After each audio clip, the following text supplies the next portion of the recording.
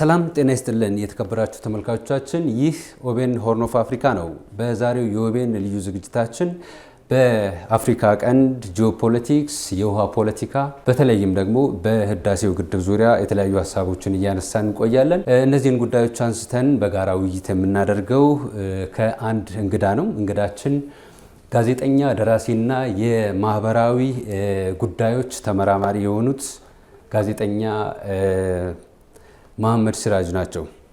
ጋዜጠኛ እንግዲህ አንቱ አይባልምና አንተ ለማለት ለማስተካከል እሞክራለሁ።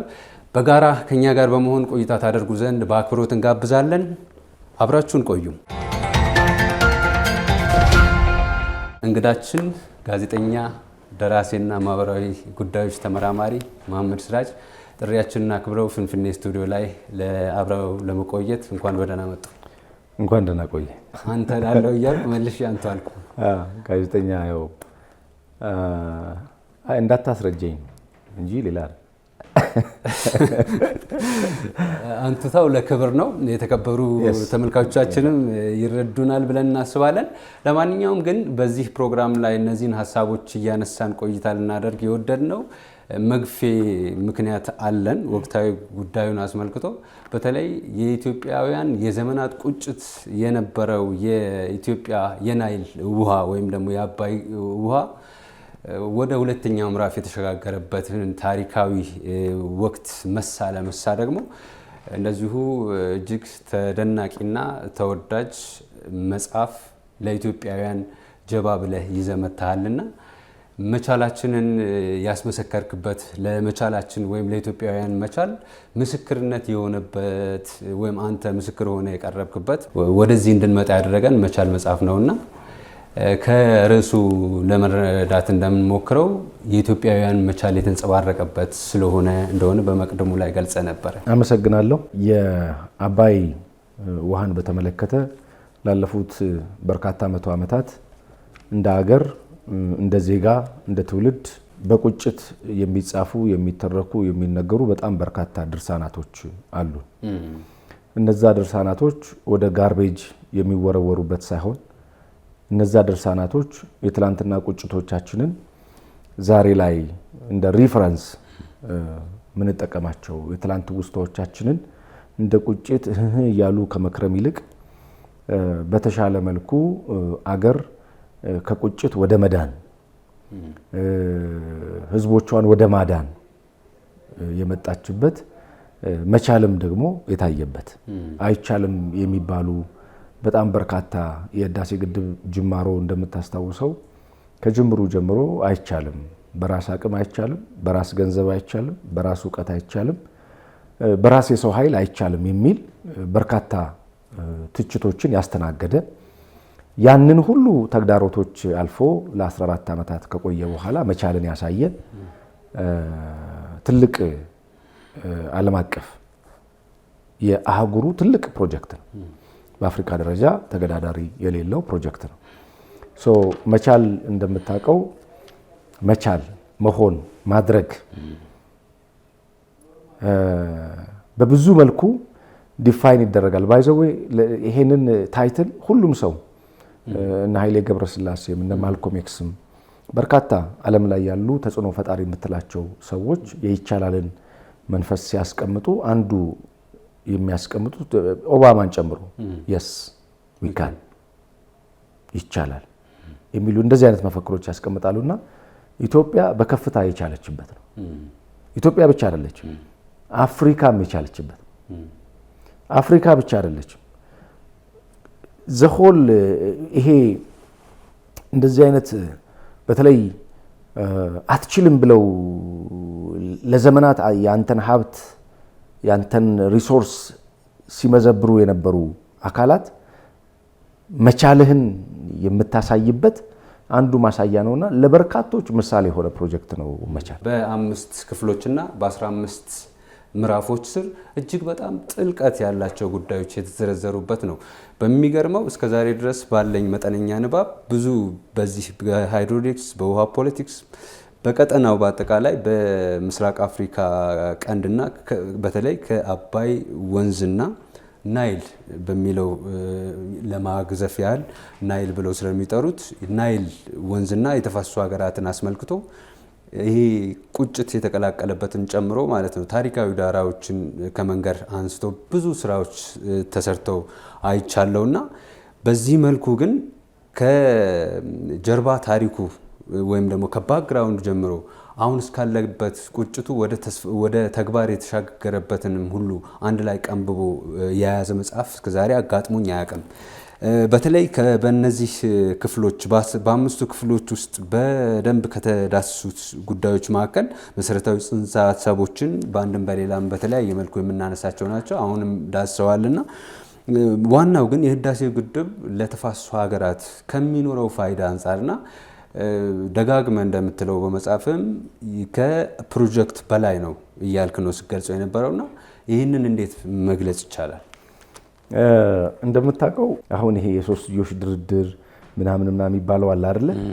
እኛ ሁል ጊዜ በአባይ ጉዳይ ላይ ገለልተኛ ነበር ላለፉት ብዙ መቶ ዓመታት። የበይ ተመልካች ገለልተኛ ነን።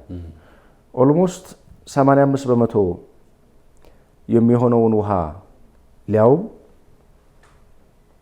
በየጊዜው ኢትዮጵያ የሚያስፈልጋት ውሃ እየላከች ግን በ1929 ውል ላይ በ1959 ውል ላይ ኢትዮጵያም ተፋሰሱ ሀገራትም አልተካተቱም የሉም። እነሱ በሌሉበት ሁለቱ ሀገራት ተስማምተው ድርሻ ተከፋፍለው ነው የየራሳቸውን የውሃ መጠን የወሰዱት። ባንተ ውሃ እነሱ ይደራደራሉ ማለት እና ላለፉት እነዚህ በርካታ ዓመታቶች አሁን ቅድም ስትል እንደነበረው በርካታ ጸሐፊዎች የአባይን ጉዳይ ውሃነቱን፣ አፈርነቱን፣ ለምነቱን ኢትዮጵያ እንደሚያስፈልጋት ነው የሚነግሩ ቁጭቱን ማለት ነው። የመፍትሄ ሀሳቦች የሚያስቀምጡ አሉ። በተወሰነ መልኩ የመፍትሄ ሀሳቦች የሚያስቀምጡ አሉ። ዞንሊቲንግ መፍትሄ ሆኖ የተገኘው የተፋሰሱ ሀገራትን ጥቅም ባስጠበቀ መልኩ የኢትዮጵያ ታላቁ ህዳሴ ግድብ ኤክስ የነበረው ፕሮጀክት እውን ሆኖ መገኘቱ። ይሄ ኤክስ ተብሎ ተሰይሞ የነበረው ፕሮጀክት አሁን ታላቁ የህዳሴ ግድብ ስያሜን አግኝቶ የተሰራው ፕሮጀክት የተፋሰሱ ሀገራት ህልውና የተረጋገጠበት ነው። ለምሳሌ ሱዳን መግለጫ ሰጥታለች በውሃና መስኖ ሀብት ሚኒስትሯ በኩል ምን አለች? የታላቁ ህዳሴ ግድብ መገንባት ወደ እኔ ይመጣ የነበረውን የጎርፍ መጠን ቀንሶታል። በፊት ምንድን ነበር ሲሉ የነበሩት ሁለቱም ሀገራት? በየዓመቱ የምናውቀው ነው። ይሄ በጎርፍ መጥለቅለቅ እጅግ በጣም ስትሰቃይ የነበረች ናት ሱዳን። በጣም የሚገርም ጎርፍ መጥለቅለቅ ብቻ አይደለም፣ መጽሐፉ ላይ በደንብ አድርጌ ያስቀምጨዋል። ሱዳን በጎርፍ ብቻ አይደለም የምትጠቃው። ከዚህ ያለው ያልተመጠነ ውሃ በሄደ ቁጥር ውሃው ይተኛል፣ ማምረት አይችሉም። ምክንያቱም ኦቨር ውሃ መሬት ላይ በሚያርፍበት ጊዜ ማምረት አይችልም፣ ሲዱን ይበላዋል። ውሃው ራሱ መርዝ ይሆናል ማለት ነው። አስፈላጊው ነገር መርዝ እየሆነ ነው ይመጣ። ሁለተኛ በዛ በሚሄደው ውሃ አማካይነት ተፈናቃዩ ይጨምራል። ግድቡ ደለል ይሞላዋል። በደለል ምክንያት ማምረት አይችሉም። ሹፍ በግብርናው አያመርቱም፣ በፓወር አያመርቱም፣ ይፈናቀላሉ። ዘሰርድ ደግሞ ምን አለ? ውሃ ወለድ በሽታ ይከሰታል። በዛ ውሃ ወለድ በሽታ አማካይነት በርካታ ለሜዲሲን የሚወጣ ምጣኔ ሀብት ኢኮኖሚ አለ ማለት። የሚያመርተው ይታመማል፣ የታመመው ይታከማል። ሲታከም በሕክምና ውስጥ መንግስት ሰብሲዲ ያደርጋል። ከፍተኛ የሚባል ኢኮኖሚካል ኪሳራ ይደርስባል። አንዱን የነገርኩህ አሁን ስለ ጎርፍ ብቻ ነው የነገርኩህ። እነዚህን በረከቶች እንድታገኝ አስችሏት ምስክርነት ባሰጥ ነበር። የሚገርመው ለዛ ነው ለቀጠናው ራሱን የቻለ አሁን የአባይ ግድብ ዲፕሎማት ነው፣ ራሱን የቻለ ዲፕሎማት ነው። ተፋሰሱ አገራት ለኢትዮጵያ ተባባሪ እንጂ ጠላት የመሆን ቴንደንሳቸውን ይቀንሳል። ከዚህ ቀደም እነዚህ ተፋሰስ ሀገራት ላይ ያሉት ጎረቤቶቻችን በሙሉ ለኢትዮጵያ የጠላትነት ስሜት ነው የነበራቸው። አሁን ግን የተባባሪነት ለምን ሆነ? ታላቁ የኢትዮጵያ ህዳሴ ግድብን ስንገነባ አንድም ሰው ለኛ ኮንትሪቢዩት ያደረገ የለም። አንድም የተፋሰሱ ሀገር ሱዳንም ግብጽም ጀምሮ ይሄን ያህል እሪ የሚሉት ሀገራት በሐሳብ እንኳን ከኛ በሐሳብ እንደ ቻሌንጅ ነው የሆኑብን እኮ ግድቡ በ5 ዓመት ያልቃል ብለን የጀመርነው እንደጀመርነው ግን አልጨረስነውም። ቢኮዝ እንደምታውቀው የተባበሩት መንግስታት ድርጅት የአረብ ሊግ 15 ጊዜ ስንከሰስ 2 ወር 4 ወር የቆየ ክርክር ስናደርግ ስንመላለስ በዛ መሃል ታንክስቱ ጠቅላይ ሚኒስትር ዶክተር አብይ አህመድ የመጀመሪያው ውሃ ሙሌቱ ነው ወሳኝ የነበረው። ክርክር እያደረግን ነው ውሃው እየተሞላ የነበረው። ክርክር እያደረግን ነው ውሃው እየተሞላ የነበረው። ያ ባይሆን ኖሮ በክርክር ቀጥለም ቢሆን ኖሮ ምናልባት ዛሬ የህዳሴ ግድብን እውን ሆኖ ላናየው እንችል ነበር። በጣም ጥሩ። ከዚሁ ጋር አያይዤ ላነሳ የምፈልገው ምናልባት መጽሐፍም ቀደም ብለው በዘርፉ ከተጻፉት በጣም ለየት የሚያደርገው የህዳሴው ግድብ ግንባታ ከመጀመሪያው ጀምሮ እስከ ፍጻሜው ድረስ ያሉ ሂደቶች ላይ እያንዳንዱን ነገር በቁጥራዊ በሆነ ሁኔታ ሁሉ ገልጽ ያስቀመጥከው ነው። ብዙ ተግዳሮቶችን ያለፈ ብዙ ዲፕሎማሲያዊ ጣጣ የታየበት ነበር። ከዚህ ውስጥ በልዩ ምስጋና ላይ ያነሳው አንድ ጉዳይ ነበረ። አሁን ቀደም ሲል ካነሳው ጉዳይ ጋር የዶክተር አብይ እውነተኛ ታሪክ ምንድን ነው? ከጠቅላይ ሚኒስትሩ የአመራር ዘይቤና ፍልስፍና ጋር የተገናኘ እንደሆነ ትኩረት አድርገህ የጻፍከው ጉዳይ አለ። ምንድን ነው የታዘብከው ነገር? እኔ ይህን መጽሐፍ ለመጻፍ በነበረኝ ጊዜ እንግዲህ ያው መጽሐፍ ስጽፍ በስማ በለው ምጽፈው ነገር የለም፣ መረጃና ማስረጃ ይፈልጋል። ወደዛ አካባቢ አቅንቼ ነበር እና እዛ ያለ ሰው የኔ ጥናት ኢንቨስቲጌቲቭ ጆርናሊዝም ስለሆነ ገብቼ የተወሰኑ ነገሮችን ለማየት ሞከርኩ። አንድ በጣም ኢምፕረስ ያደረገኝን ነገር ምናልባት ለተመልካቾች አዲስ ሊሆን ይችላል፣ መጽሐፉን ላላነበቡ ሰዎች እሳቸውን በልዩ ምስጋና ፊት ለፊት ላይ አምጥቼ ያስቀመጥኩት የመጀመሪያ ወደ ስልጣን ከመጡ በኋላ ከዚህ የነበሩ አመራሮቻቸውን ይዘው ጉባኤ ይከሰታሉ። የዛን ጊዜ የተከበሩ ኢንጂነር ስመኘው ነበሩ፣ ሌሎችም የግድቡ ላይ የነበሩ ሰራተኞችም አመራሮችም ነበሩ። በወቅቱ ሄደው ባዩት ነገር በጣም እንዳዘኑ በጣም እንደተሰማቸው ይነግረኛል። ካዘኑ በኋላ ግን ማዘን ብቻ በቂ አይደለም፣ ስለዚህ ሶሉሽን መምጣት አለበት የሚል ሀሳብ መጣ። ሙሉ ሰራተኛውን ሰበሰቡ በየዘርፉ። ያው ጠቅላይ ሚኒስትር ዶክተር አብይ አህመድ ወታደር መሆናቸውም የረዳቸው ይመስለኛል። ሁሉንም ከሰበሰቡ በኋላ ውስጥ ላይ ያለውን አሁን የህዳሴ ግድብ 65 በመቶ 75 በመቶ 80 በመቶ ምናምን የሚወጡ መረጃዎች አሉ። እነዛ ሁሉ የሐሰት መረጃዎች ናቸው። በግልጽ ለመነጋገር ነበሩ በጊዜው። አዎ የሐሰት መረጃዎች ናቸው። አሁንም ይሄ የሚነሱ ሩመሮች አሉ አይደለም። ይሄ ምስጋና የመንፈግ አይደለም። እውነታው እዛ ቦታ ላይ ያለው ሀቅ እሳቸው ከሄዱ በኋላ እዛ ቦታ ላይ ያዩት ነገር በጣም አስደንጋጭ ነበር። በወቅቱ በተወሰነ መልኩ የሲቪል ፓርቱ ሄዷል። በደንብ ገንዘብ አሰባሰብ ጋርም ተገናኘ የነበረው ጥሩ ደረጃ ላይ እንደነበር። ከዛ በኋላ ስታክ ያደረጉ ነገሮች ነበሩ። አገሪቷ ላይ በነበረው የውስጥ ለውስጥ ሽኩቻ፣ ከውጭ በነበረው በጣም በርካታ ጫና፣ ያንን ሰብሮ ለመግባት ሰራተኛውን ሰበሰቡ፣ ሰራተኛውን አወሩ። ሰራተኞቹን ካወሩ በኋላ ኦኬ ጠረጴዛ ላይ ይምጣ ሁሉ ነገር፣ ችግሮች በዚህ በኩል፣ የመፍትሄ ሀሳቦች በዚህ በኩል። ችግሮቹ የጸጥታ ጉዳይ መሰረታዊ ችግር ነው። ቢኮዝ በዛ ወቅት በነበረው ሂደት በየጥጋጥጉ ሽፍታዎች አሉ። ከዚህ የሚሄዱ ሎጂስቲኮች መንገድ ላይ ይታገታሉ። መንገድ ላይ ፈንጅ ይቀበራል። በዛ ፈንጅ አማካይነት የሰው ኃይሉን ማግኘት አችልም። በረሃው ላይ በየቀኑ የሰው ሀብት ይሞታል። ተጨማሪ የሰው ሀብት ለማግኘት እዛ ቦታ ላይ ገብቶ የሚሰራ የሰው ሀብት አይኖርም። ተግዳሮቱ ቀላል አይደለም። ከውጭ ያለው የሚዲያ ጫና ቀላል አይደለም። ከውስጥ ያለው የሚዲያ ጫና ቀላል አይደለም። እነዚህን ሁሉ ተቋቁሞ የመጀመሪያው ጸጥታ ችግር የሚል ሀሳብ መጣ። ሰከንድ ሎጂስቲክ የለም። ቢኮዝ ሎጂስቲክ መቅረብ አልቻለም። ልብ በል ሎጂስቲኩ መቅረብ ያልቻለው በምን አማካይነት ነው? በወቅቱ የኤሌክትሪካል ፓርቱ እንዲሰራ የተሰጠው የሜቴክ ኩባንያ ነው። ሜቴክ አገር በቀል ድርጅት ነው። ታማኝነት የነበረው ለስርዓቱም ታማኝ የነበረ ድርጅት ነው። በወቅቱ ለነበረው ስርዓት ታማኝ የነበረ ድርጅት ነው። ነገር ግን ይሄንን የተርባይን ቀበራውን ስራ ይሰራ የነበረው ፓርቱ የሱ ስለነበረ ተርባይኖችን መቅበር ይጀምራል። ይሄን በሚያደርግበት ጊዜ ወቅቱ ከነበሩ ተቋራጮች ጋር ተፈራርቦ አብሮ እየሰራ ባለበት ጊዜ ያ አንደር ኳሊቲ የነበረ በተደጋጋሚ ግብጾችም ሱዳኖችም የአረብ ሊግም የተባበሩት መንግስታት ድርጅትም ሌሎች አካላቶችም ጋር ሲኬድ ሲያነሱ የነበረው በተደጋጋሚ እውነት ነው የጥራት ጉዳይ ያነሱ ነበር።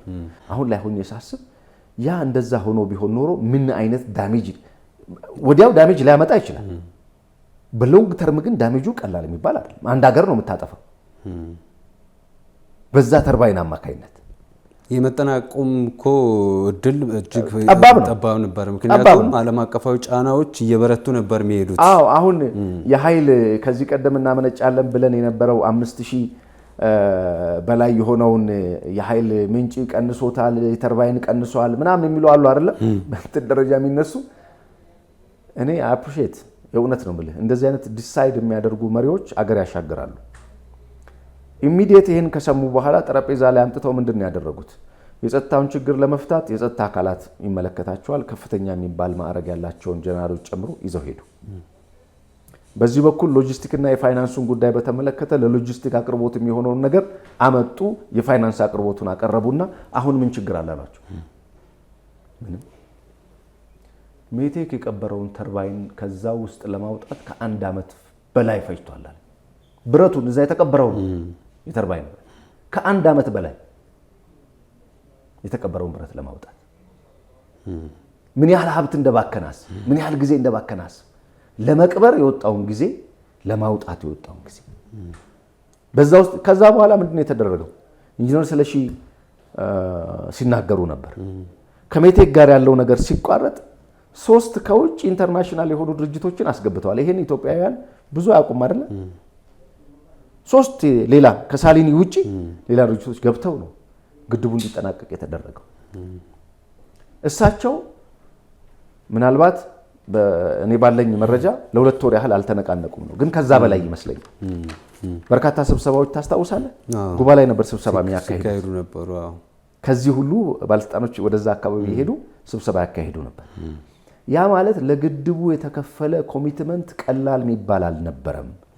የአመራር ቁርጠኝነት ታይበታለህ፣ ተስፋ ታይበታለህ፣ ህብረት ታይበታለህ፣ ጀግንነት ታይበታለህ። ዛስ ዋይ መቻል ያልኩት ነው። ምናልባት የጠቅላይ ሚኒስትሩ የመደመር ፍልስፍና እሳቤ ከዚህ ጋር አብሮ ዴፊኒትሊ ቢኮዝ የዛን ጊዜ እንደምታስታውሰው ቦንድ ከተገዛ በኋላ የፋይናንስ ምንጮች በጣም በበርካታ መልኩ ተቋርጠው ነበር። የፋይናንስ ምንጭ ሲቋረጥ ይሄ ግድብ ሊከናወን የሚችለው በፋይናንስ ምንጭ ነው። ከፍተኛ ብር ነው የበላው። ምክንያቱም ፕሮጀክቶች በተራዘሙ ቁጥር ሀብት የመብላት አቅማቸው ቀላል የሚባል አይደለም። $4 ቢሊዮን እንጨርሳለን ብለን የተነሳነውን ወደ $5 ቢሊዮን ጨርሰንበታል። በ5 ዓመት እንጨርሳለን ብለን ያልነው በ15 ዓመት እንድንጨርስ አድርጎናል። በዚህ ውስጥ የሚመጡ ከፍተኛ የሆኑ የዋጋ ግሽበቶች ነበሩ፣ የዋጋ ለውጦች ነበሩ። እዛ ውስጥ የነበረው የመሪነት ሮል ግን ያስመሰግናቸዋል።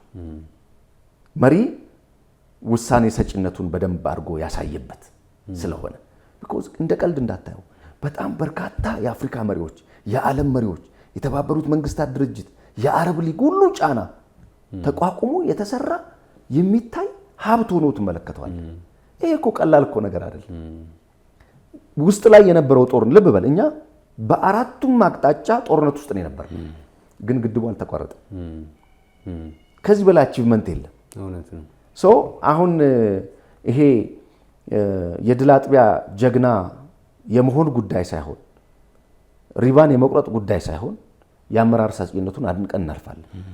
ይሄ ደግሞ በታሪክ ሊመሰገን የኔና ያንተ ትውልድ ትላንት አባቶቻችን የአድዋን ድል አገር እንዳትወረር የአገርን ሉዓላዊነት አስከብረዋል። ዛሬ እኔ እናንተ በራሳችን ዕውቀት፣ በራሳችን ሀብት፣ በራሳችን የሰው ሀብት ይህንን የሚያክል ከአድዋ ድል በላይ የሆነ ተገዳዳሪ የሆነ ራሱን በራሱ መመከት የሚችል ግድብ ገንብተን አሳይተናል። ይሄንን በታሪክ ድርሳን አለማስቀመጥ ንፉግነት ነው። የህዳሴው ግድብ የወደፊት ፋይዳ ከዚህ ከኢትዮጵያ ከያዘችው ከ2050 ዴቨሎፕመንት ፕላን ጋርም እንደዚሁ መቻል ያገናኘዋልና የተወሰኑ ነገሮች እዚህ ላይ እንበልና በይበልጥ ግን ከገጠሙ ተግዳሮቶች በግንባታ ሂደት ውስጥ ካጋጠሙ ትልቅ ተግዳሮቶች መካከል አንዱ የሚዲያ ዲፕሎማሲው ነበረ። እሱን ማንሳት የሚጠበቅብን ይመስለኛል። ከዚህ ጋር አያይዘን ቋንቋ በራሱ ምን ያህል በኢትዮጵያ ዲፕሎማሲ ውስጥ ያለውን እንትን መጽሐፉ ላይ እንመለከታለን። ምንድነው መሰለ አሁን የህዳሴ ግድብ ተስፋ የእያንዳንዳችን የነፍስ ወከፍ ገቢ ነው።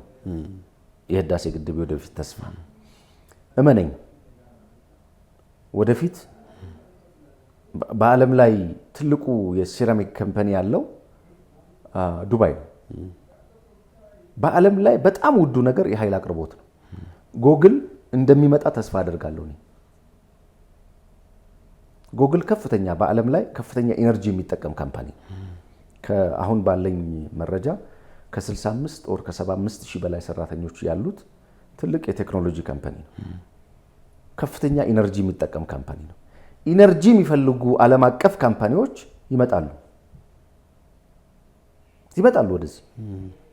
ለዛ ነው ይሄ ሬኔሳንስ ህዳሴ የሚለው ስም በቃ ሊክ ያደርጋል ከአባይ ውሃ ከቁጭቱ ጋር በደንብ በቃ ሊክ ያደርጋል። ትልልቅ ዓለም አቀፍ ካምፓኒዎች አይናቸው ይህንን መገንባት ሲጠብቁ የነበረበት ከመስኖ ልማት ጋር ትልልቅ እርሻዎች፣ ትልልቅ ተቋራጮች፣ ትልልቅ ኃይል ፈላጊዎች ወደ ሀገራችን የሚመጡበት የወደፊት ተስፋ አለ። በሌላ መልኩ የኢትዮጵያ እስካሁን ድረስ ላለፉት ብዙ መቶ ዓመታት የነበሩት ጦርነቶች የዚያድ ባሬንም የጣሊያንንም ሌሎችም የውስጥ በስጥ ሽኩቻዎችንም ማአት የምታያቸው ይሄ ባንዳ ብለህ የምትለውም አካል እያንዳንዱ ጀርባ ታሪካዊ ጠላትህ ግብፅ አለችበት። ታሪክን ወደኋላ መመርመር ይቻላል። ኢትዮጵያ ውስጥ የነበረውን የደርግ ዘመነ መንግስትን የተደራጁ የሀፓ አባላቶች ነበሩ። ዚያድ ባሬ ሊወጋን በመጣ ጊዜ በሶስት አቅጣጫ ነው የመጣበት የደርግ መንግስት። በሶስት አቅጣጫ፣ በዚህ በኩል ኢቲፒኤልኤፍ ነበረ፣ በዚህ በኩል ኢሃፓ አለች፣ በዚህ በኩል ዚያድ ባሬ ተነስቶበታል። የትኛውን ነው የሚከላከለው?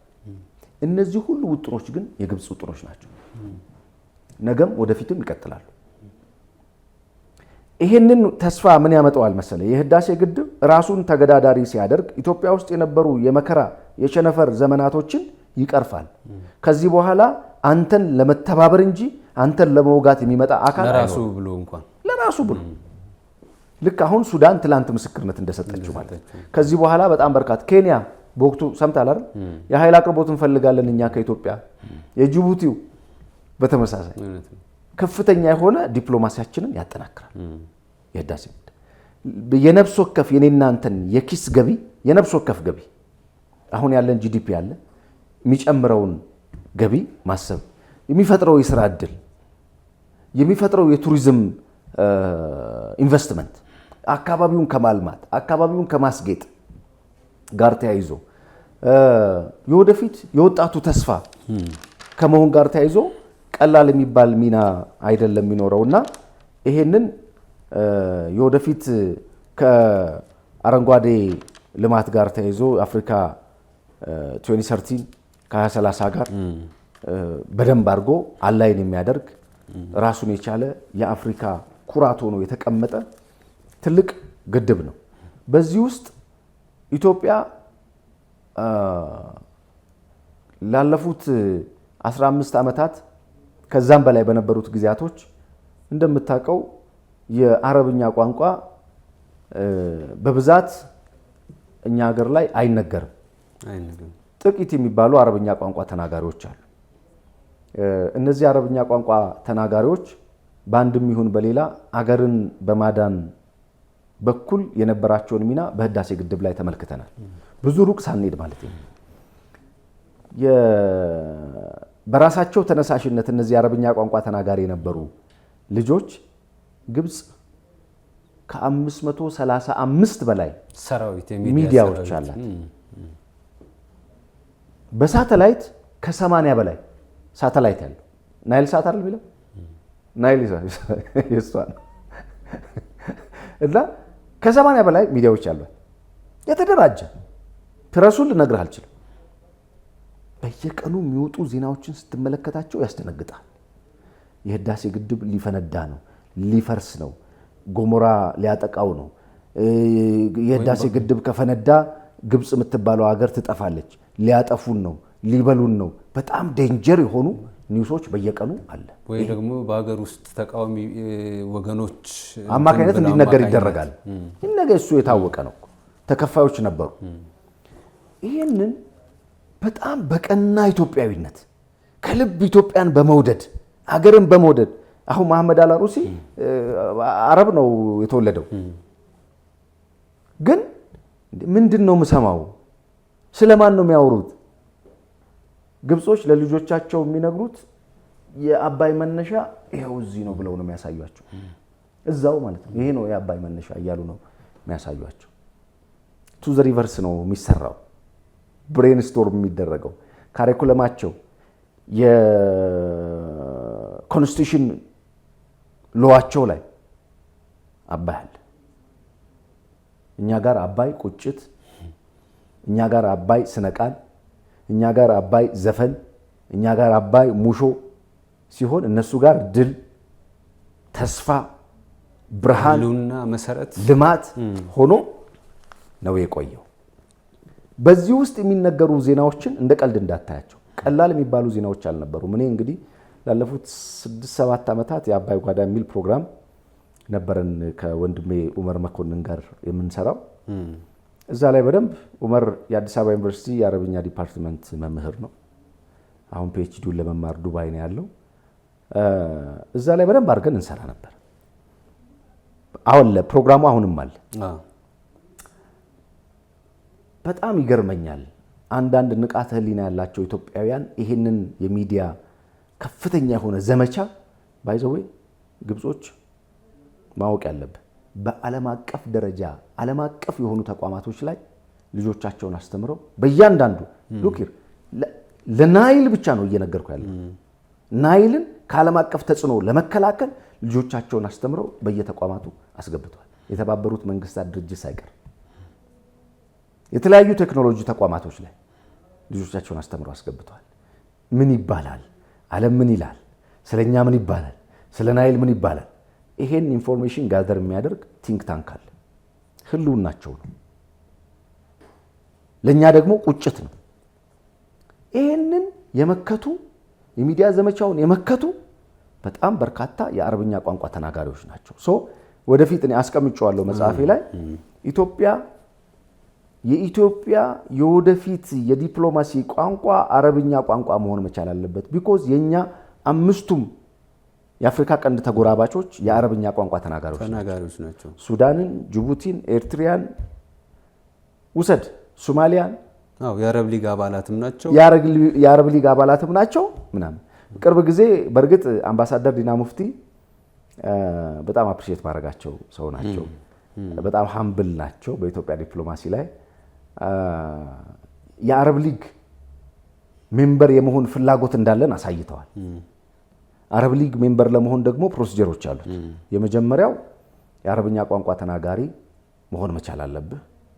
ሁለተኛው በካልቸር መገናኘት አለብህ። ኦኬ፣ እነዚህ ሪኳየርመንቶች ኢትዮጵያ እንዳትገባ የሚያደርጋት ምንድን ነው ብለህ ስትል የአረብኛ ቋንቋ ተናጋሪ አይደለችም ወይም ብሔራዊ ቋንቋ ውስጥ አንድም የለም። ምክንያቱም የአፍሪካ ህብረት ጂኦግራፊካል ነው የተመሰረተው። የአረብ ሊግ ግን ጂኦግራፊካል አይደለም። አሁን እንዳልኩ ቋንቋና ካልቸር ላይ ብቻና ብቻ መሰረቱ። ለዛ ነው እየዘለለ ድንበር ተሻግሮ ሜምበር የሚያደርገው። ኢትዮጵያ በአረቡ ዓለም ላይ ከፍተኛ የሆነ ቅቡልነት አላት። አረቦችን አኑረናል፣ ተቀብለናል፣ ቀዳሚ ነን። ነቢዩ መሐመድ ሰለላሁ ዐለይሂ ወሰለም የአረብ በሳቸው ጊዜ የተገፉትን ወገኖች ወደ ሀበሻ ነው የላኩት። ሀበሻ ደግሞ የተቀበለችበትን መንገድ በደንብ አድርጎ የተለያዩ መጽሐፎች ላይ ተዘግበዋል። ከአረብ ጋር ያለን ውለታ ከአረብ ጋር ያለን ሱዳን የንጉስ ኃይለ ሥላሴ ከእንግሊዝ ሲመጡ የተቀበላቸው የሱዳን ህዝብ ነው። በሱዳን በኩል ነው ወደዚህ የገቡት። በጣም በርካታ ሙዚቃዎች አሉን ከሱዳኖች ጋር አብረን በጋራ የተጋራናቸው። አበሻዎች የኛ ኢትዮጵያኖች በጣም በርካታ የሱዳንኛ ሙዚቃዎችን ያቀነቅናሉ። ይሄ እንግዲህ አብሮነታችንን የሚያሳይ ነው። ከልብ አመሰግናለሁ። ጋዜጠኛ ደራሲና ማህበረሰባዊ ጉዳዮች ተመራማሪ ለነበረን የአብሮነት ቆይታ ከልብ አመሰግናለሁ። ክቡራትና ክቡራን ተመልካቾቻችን ስትከታተሉት እንደነበረው ከዚህ ከፍንፍኔ ስቱዲዮ የአፍሪካ ቀንድ ቀጠናዎችን ጉዳዮች የውሃ ፖለቲካ፣ ጂኦፖለቲካ አስመልክተን ከጋዜጠኛ ደራሲና የማህበራዊ ጉዳዮች ተንታኝና ተመራማሪ ጋዜጠኛ መሐመድ ሲራጅ ጋር ቆይታ አድርገን ነበረ። ሳምንት በሌላ ፕሮግራም እንጠብቃችኋለን። ጤና ይስጥልን።